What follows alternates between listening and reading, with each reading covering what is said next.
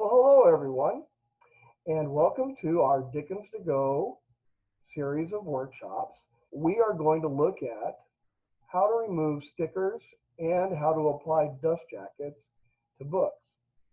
Now, the stickers are very annoying unless they are affixed by the original owner of a really cool old early 20th century or 19th century book.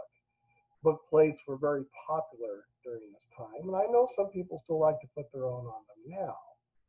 So those would help add to the provenance, the history of the book ownership.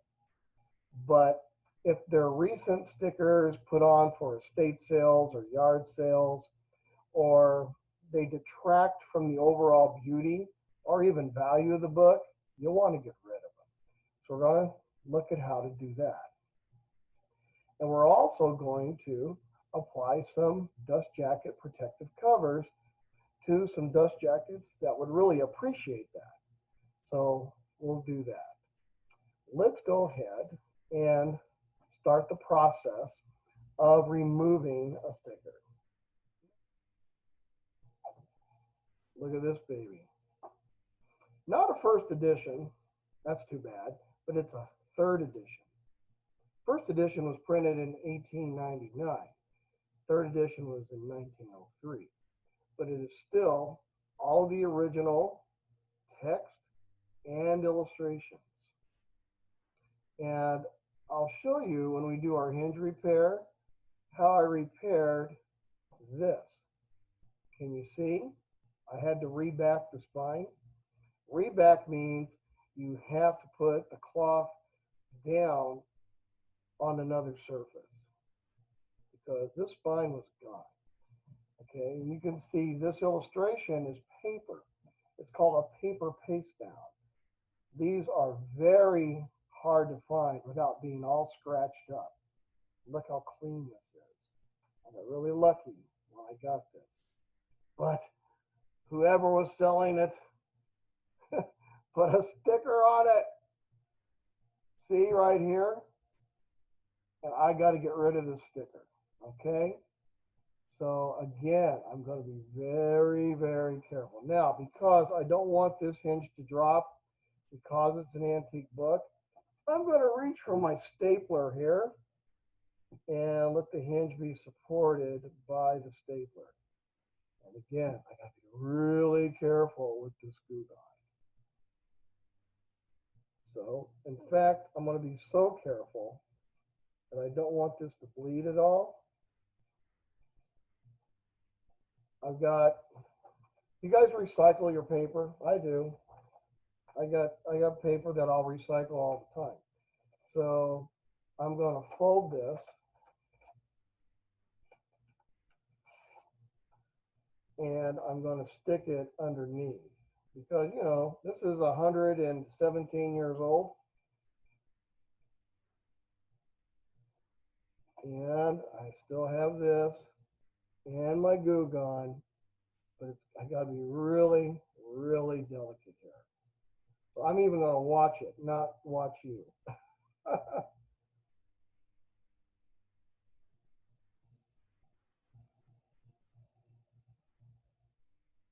See, I don't want to drop too much. Okay. And what I did on this one, I dropped it right in the middle. The glue gun does spread. So this spread out to the bottom of the sticker. And it's a really old sticker too, because they have this book priced at $28. Nah, no. You can about times 10 that now for this, being a third edition. Okay, so I was able to do it, and it's spreading a little bit. Woo, there it goes on the page. I'm just going to dab it. Going to dab it down. Now, the right-hand side of any leaf, a page, is called the recto. And this is on the recto. It's the right-hand side. The opposite side is called the verso. and that's always on the left-hand side because your single sheets of paper are called a leaf, and they have pages on either side of the leaf. Okay, so I dab this down, and now I'm going to set my Oz aside. Okay, so right up here, and supported by my stapler. Fortunately, I have my phone there, so it caught it. Okay, there we go. All right, we're just going to let those soak in for a little bit, and then we're going to go back to them and try to remove the sticker.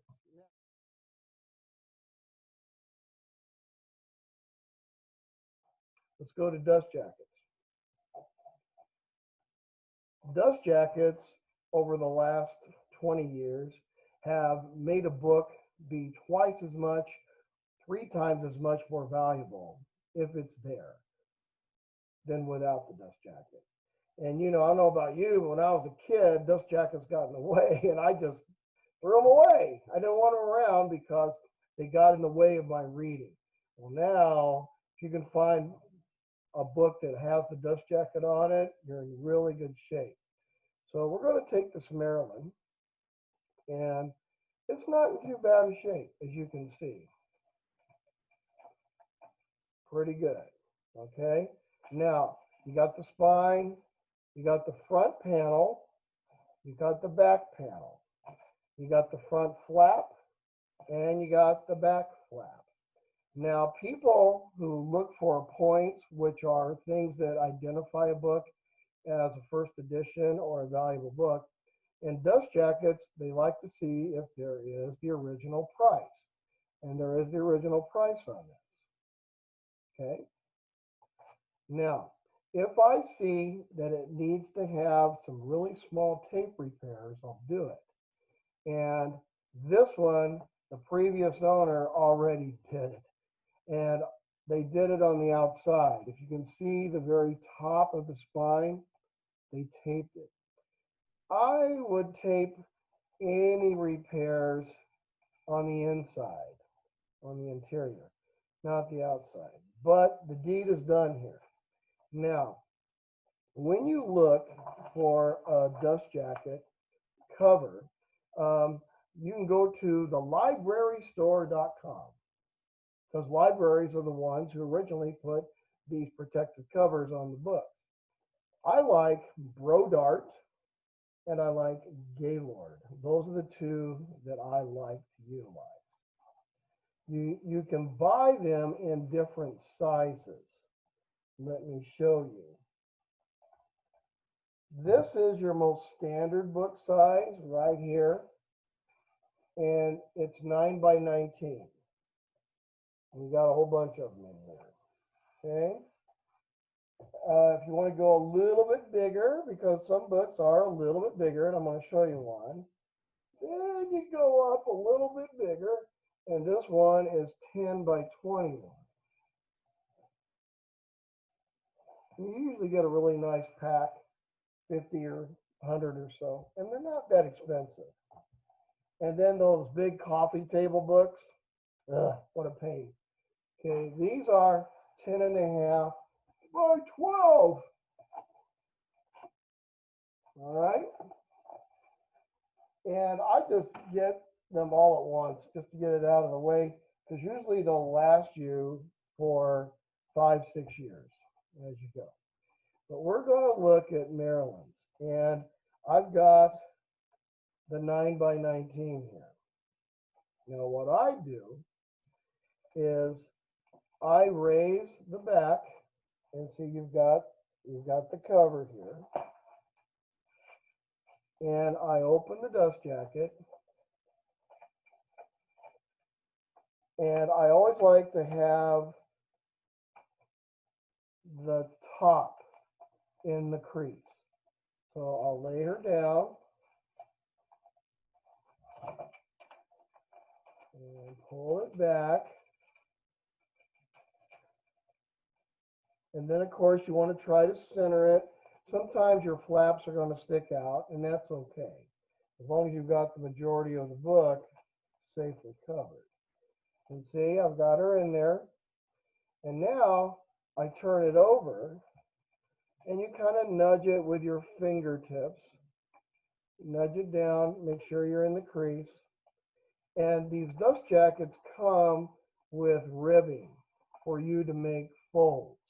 And so I'm going to make a fold where I still have a little bit of the bottom of the dust jacket showing. And then because of the ribbing, it'll make a nice even fold for you as you run your finger across it. Okay? So look, I've got her in there. I've got the fold. Now all I have to do is bend the wrapper. And you just bend it, and again, you run it across very delicately and just press down with your finger. And it's there. And usually they will give you adhesives where you can remove it. It's like on the back of an envelope kind of adhesive. And then you can press it down. And there you are. You got a dust jacket. Okay? Now, I usually take tape and do the corners if I don't have adhesive. And on the small ones, usually they just give it to you in the center. You'll see on these larger ones, the adhesives are there. And she's ready to be put on. Doesn't that look so much nicer?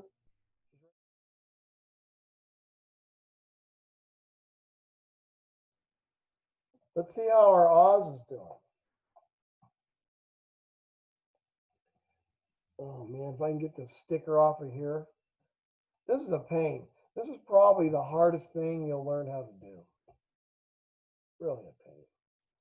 Okay, board, stay there. All right. And let's see what happens.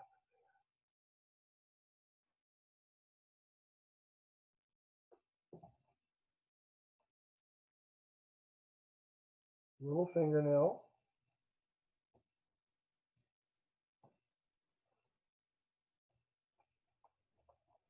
I got to find a corner that's weak.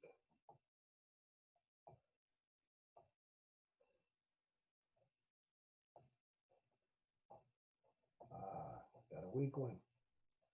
All right, good. All right.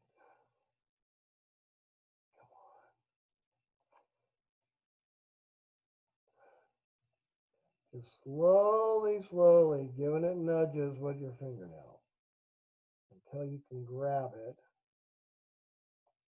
Oh, baby. It's going to leave a mark because the paper's so old and already full of acid. But look, I pulled it right up. I got this out of here. So yeah, it is going to leave a mark, but it's better than having that annoying sticker. Just thank the Lord they didn't put the sticker like on the title page or the frontispiece. But I got it out. So there you have it. Hope you enjoyed this. Hope you can have some happy sticker removal going on, and also get yourself some of these dust jackets. Again, just go to librarystore.com and they give you different choices. I like Gaylord and I like Brodart. Those are my two favorites. And you're off and running on this. Okay? All right, everybody. Have a great day, and I will see you next time. And don't forget, there are lots of new Dickens to Go presentations by our friends coming out every week. All right. Take care. Bye-bye.